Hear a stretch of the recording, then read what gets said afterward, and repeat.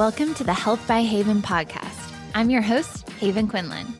If you're a multi-passionate wellness enthusiast, then you're in the right place. I'm obsessed with learning as much as I can about the wellness world, and I want to share that with you. Each episode will dive into various aspects of health and wellness through inspiring and informative guest interviews with some solo episodes thrown in. Tune in for all things health, and let's have some fun, shall we? Today on the Health by Haven podcast, we have my wonderful, amazing husband, Billy Quinlan. Billy needs no introduction. We're just going to start. I think that's a great idea. You're going to have to get real close so that the microphone can pick you up. This is uncomfortable. Okay, well, the reason Billy's on the podcast today is to give a little recap of the Queen's 10K. So we both ran yesterday in the New York Roadrunners Queen's 10K, obviously over in Queens. So we had to get Billy on for the fresh hot takes, all the things. Give us the rundown of how the race went. So let's just start with why you registered for the race, and then give us maybe a little overview of the race, and we'll go break it down. So, I mean, why I registered, Haven, you were running the race and you found it before me because you're doing your 9+1 thing. And I was like, hey, I'll be here. That'll be fun. Let's go run in Queens. So I guess that's why I registered. I mean, I do run with you and without you sometimes, shockingly. So, I guess it was a good opportunity to get my steps in for the day and get a medal for it. But I mean, overview of the race itself, it was over in Queens. So really early start getting there because it's a long ride to get to World's Fair. I guess it's not World's Fair Park. That's Knoxville. What? Tell the people where we live and why it's a long way. Oh yeah. We live in Lower Manhattan. So like it takes a long time to get across to Queens when it's like 6 a.m. on a Saturday morning and the trains are still running, like either the overnight schedule or the weekend schedule. It takes a hot minute to get over there. So really early subway, but then we get there and you know, the fun and excitement of race day. There's people everywhere. They're excited. They're dressed in their neons. The porta potty line looks like the starting corral because it's so long. But yeah, once we got into the race, it took a little while to get moving because I'm not as fast as Haven, so I was in a later corral. I think we really need to break down the corral situation and what the start line was like. Respectfully, I think they need to break down the corral situation as well. So what the situation was like, you know, when you go to a race, there's corrals, and it's all by letter based on what's on your bib. So Haven is fast. So you were in C for this race, I think. It's all relative. I'm not that fast. You're being really too kind. Okay. Well, you're my wife. I have to do that. I was in F. I'm not as fast as Haven. F is for fast. But we get over the corral situation. It's a mob of people. Like, it's a big race. It's in the Borough series. So a lot of people sign up to register these races. So we get over there, and as rule followers, I direct us to the F corral because that is the proper location for me. Haven was so graciously choosing to run with me and not with her faster than be peers. But it was absolute anarchy over there. Like, people who were in wave 2 corral H were in the F corral for wave 1. It was a lawless place over there. Yeah, Billy's not giving himself enough credit. He was in wave 1 of wave 2. There are corrals within the waves as well. It's a whole thing. Actually, we should really look up how many people participated because I honestly don't know. Probably at least like 15,000 if I had to guess. What do you think? Sure. I mean, it was the biggest race I've run. So yeah, 15,000 sounds great. We passed all of them by the end. So I should have just counted. All of them? Just kidding. Honestly though, we should we're probably way off. It's probably like 30,000 or something. Anyways. Okay. So yeah, that was the start. It was just a bit of a cluster. If you've ever run a race, you know, it usually takes a little while to, once the race starts, for people to space themselves out. But we were so far back, we couldn't even hear the race start, right? Yeah, I mean, it probably took us a good, 15 minutes or more to get from where we were standing at the start time of 7:45 to actually crossing the start line. Yeah, we probably actually started the race closer to 8 a.m. But okay, well, give us a breakdown of how you were feeling, like mile by mile, or if you remember like landmarks, or it doesn't have to be each mile, but like what was running through your head throughout the race. I remember nothing. When I run, I go blank. No, but the race went well. We started out of the gate. I do this thing when I'm running in a crowd at a race where I just go really fast for myself because I get frustrated of running behind people and cutting between people. So came out of the gates a little bit hot. Um, Overall felt really good in the front half of the race, besides the times where we had to like slow down and deal with water stations that we weren't utilizing, but others were, as they are allowed to as participants in the race, but maybe not using their blinkers properly to indicate the lane change. But overall, I mean, the course was pretty flat. We had a couple like overpasses we had to do, but nothing that was, really onerous or like a full on bridge. Felt pretty strong the whole race. I mean, even going into the second half, we were still keeping up a pace that was ahead of what I thought I was going to be at for after the whole morning. What was your pace, Philly? I don't remember. What, 8:40? Pull up your Strava. We have to look. F is for fast. Billy's not giving himself enough credit, so he is putting himself way back with people he's then having to weave through. So imagine if you didn't have to weave through people. Well, when I signed up, I wasn't going this fast. Apparently, the city that never sleeps just makes you move a little bit quicker. Okay, my pace was 8:37. That's fast, people. That's fast. That's amazing. Okay. Where was the race in Queens? It was at Flushing Meadows Park, I believe is the name of it, where they did the World's Fair back in the 60s. It's by the New York Mets Stadium, Citi Field, where they do the US Open, all of that over by that park in Queens. So the race was all kind of around and through that park. It's big. Yeah, it was cool. I'd never been out there. I've been to Queens, but not to that area, and getting to see where the Mets play and everything. That was cool. And I didn't know the US Open was played over there either. So that was neat. A very sports morning. Awesome. Okay. Well, your pace, 8:37, pretty dang good. Was that a PR? Yes, it was. Woo, amazing. Billy's fastest 10K ever, which, by the way, we haven't actually broken this down for our non-runner friends. 10K is 6.2 miles. So that's a big deal. That's awesome. And to feel good, really, essentially the whole race. He's been holding back on me, folks. I mean, well, holding back on her. If you go to the official results, you will see that I finished one spot ahead of Haven in this race. So, He just wanted to win. Our time was the same. So anyways, yeah, that's a big deal though. So let's rewind because it's hard to just be like, I'm going to go run a 10K.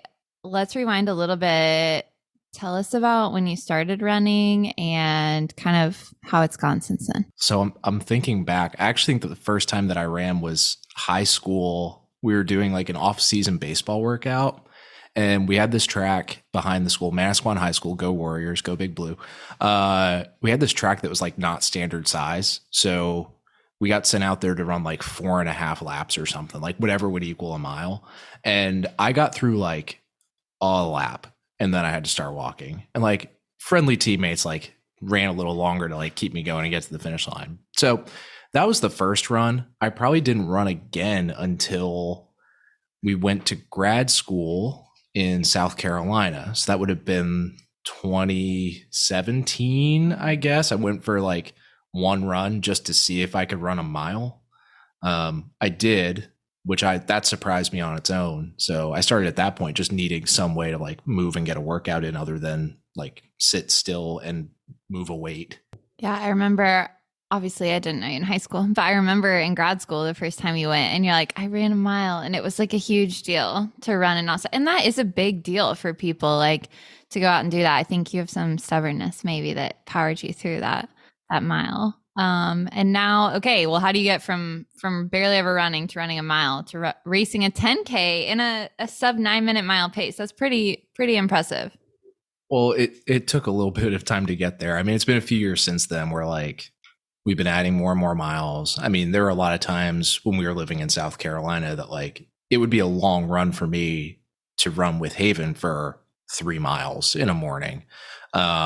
but But just over time, we kind of built it up to the point where, I mean, now it's kind of a normal-ish morning if I go out and run 4 or 5 miles. And it's at the beginning, it was really daunting to be like, yeah, let's add some more miles because a mile is far.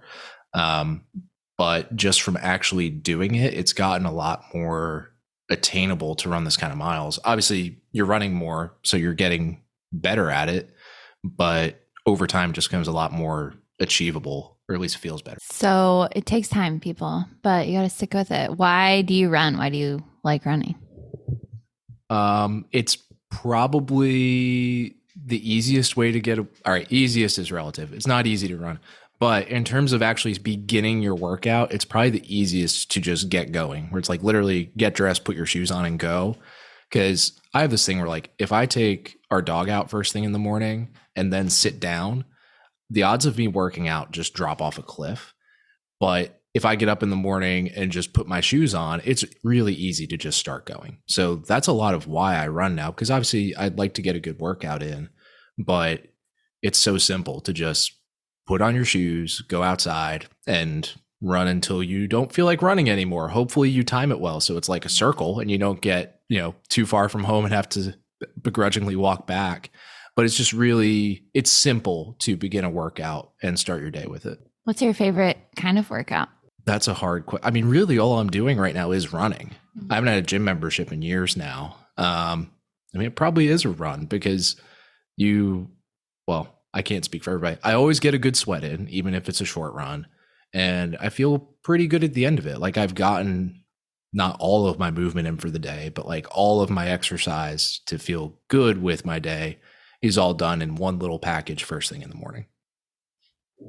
Okay, let's talk about the gear.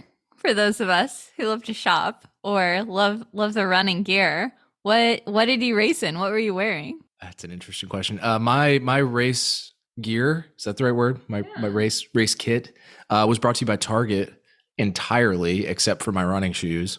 So may I recommend whatever their store brand is if you're looking for some affordable running gear. I wore Brooks running shoes. I don't even know what kind they are. Are they Ghosts? Yeah, I think Brooks Ghost. You know what version? Absolutely not. We'll get back to you on that, people. It's important to me. But okay. What was post race like then? Tell us about all that the rest of the day. Yeah, post race. It was a morning race, but it got hot by the end of it and it was like full sun. So after the race, I took advantage of the giveaway stand that had the frozen lime pops, which paired really well with my room temperature / warmer than room temperature water bottle that was complimentary. But yeah, then we came back towards home, cleaned up and got ready for the day. We actually went back over to Brooklyn to see our college friend Jasmine, who's been living in the city for a few years now, which was great to have a little mini ETSU reunion with the three of us. It's always nice to do that after a run. Shout out Jasmine. We love you. She's a runner too. Maybe she's going to have to hop on the pod soon. Okay. Anything else you want to share before we jump into some final questions? I think I'm good. Did I do a good job so far? You're doing great. You're natural. Oh, wait. What's next? What's next on the docket for you? Do you have other races this summer? Yeah. So like I signed up for this one. I signed up for a bunch of the other New York Roadrunners summer races. We've got the Achilles. I think that's a 4-miler coming up next week. There's a few others like New York Retro 4-miler. There's a Brooklyn 5K. Basically anything that was on the New York Roadrunner schedule that you said at some point, oh, I'm going to run this. I need 9+1. I registered for it. So I'll see you there. I totally forgot about the Brooklyn 5K. Yep. Amazing. Okay, well, we'll have to be back for more race recaps, but we have a couple final questions. We already talked about your favorite workout. Right now it's running, I guess. You lift weights at home and you bike at home as well, but running is for sure, I think, the most common. What's your favorite food? So we actually talked about this when we were walking home from dinner the other night, trying to like power rank my top 5 foods. I think it's still like the good old fashioned steak dinner. You can't beat that if you have a nice steak, as I am interviewed by my wife / vegetarian Haven. Baked potatoes and meat. My college roommates will love that one. Okay, what's your favorite? You're obviously a health guru, Billy. What is your favorite self-care thing you like to do in the health realm or to keep yourself healthy? That's yes, I do think of myself as a health guru. As I think about the bacon, egg, and cheese that I ate yesterday after the race that I didn't tell you guys about in the recap. I left that off. I don't know. I like my morning smoothies. I've been doing that for a couple years now, which shocker, it's another health thing that Haven got me on. You're going to hear a pattern here, folks. But it's just a simple smoothie. Like it's very chocolatey. I put some protein powder in it because, got to get that recovery. I think that's what it's for. That's almost become like a morning ritual that's good for me. And I get to start off with basically a big glass of chocolate milk, which what better way to start a morning? I agree. We're big chocolate fanatics over here. We need the recipe though. People are going to ask, what do you put in your smoothie every morning? I'm trying to think now because we kind of have a modified recipe with the smaller New York apartment kitchen. Normally it's almond milk, cold brew, this protein powder that's like vanilla flavored, cacao powder, what's up in there? Macha powder? Maca powder. Very different. Maca powder. I read the bags really closely. Chia seeds and then like bananas and cauliflower rice to thicken it up. It's pretty good. It's a lot of protein flavor, but that's great for muscle recovery. I'm trying to be better about that. I like it better without the protein, but yeah, Billy has that every morning. Okay. Rapid fire questions. We're just going to have to lean into the mic on these ones. Okay. Are you ready? Yes. Morning or evening workout? Morning. Running or walking? Running. Lifting or body weight? Lifting. Indoor or outdoor workouts? Outdoor. Juice or smoothie? Smoothie. Coffee or matcha? Coffee. Billy claims he doesn't like coffee. I don't like coffee. Salad or bowl? What do you mean by bowl? Like a grain bowl or like a hash bowl or something. Warm. Bowl then, yeah. Pizza or pasta? Pizza. Tacos or quesadilla? Oh my goodness. Tacos. Wait, sidebar. What's your favorite taco? They're all my favorite. It's like having a bunch of children and being like, which one's your favorite? That's tacos to me. Okay. We'll be back for that one. Early riser or night owl? Early. Okay. Now, imagine you had this podcast, Health by Billy. What would Health by Billy mean to you? Well, obviously, I would advocate for a good amount of rest. I love, you get your morning run in. Let's picture this. It's a weekend day. It's beautiful outside. Not too hot, not too cold. You get your run in, so your workout is done. You're satisfied with your amount of movement for the day. Then you go home, have your smoothie, pick up your second breakfast on the way home, a bacon, egg, and cheese. But my podcast would advocate for that window after of you just get horizontal, open the window, put like a baseball game on the background on TV, and get that good afternoon nap. Health by Bill, afternoon naps. I mean, I'm here for it. Rest is amazing. Are there other rapid fire questions you think we should add to the list? Do you want to help me brainstorm? I have no idea. I don't know. You're the one with the podcast. Okay. Well, then I think I'm going to take that as I did a good job of making the rapid fire list. We'll be back. We may be changing them up from time to time. Okay. Well, Billy, thanks for coming on the Health by Haven podcast. Great recap of the Queen's 10K. Maybe we'll be back next week after the Achilles 4 miler. Maybe we'll wait a few weeks and kind of get to do a recap of multiple races. But we had to get the hot takes, the fresh recap for you. Any last words? No, thanks for having me. I'm going to go over and sit on the couch now. Amazing. All right. We'll talk to you guys next week. Thank you so much for tuning in to this episode of the Health by Haven podcast. If you enjoyed today's episode, please be sure to give the show a 5-star rating and leave a review. It makes such a huge difference in reaching new people and spreading the joy of healthy living. I would also be so appreciative if you subscribe to the show in the listening app of your choice so you never miss an episode. Your support truly means the world to me. Have a happy, healthy day, and I'll talk to you again soon.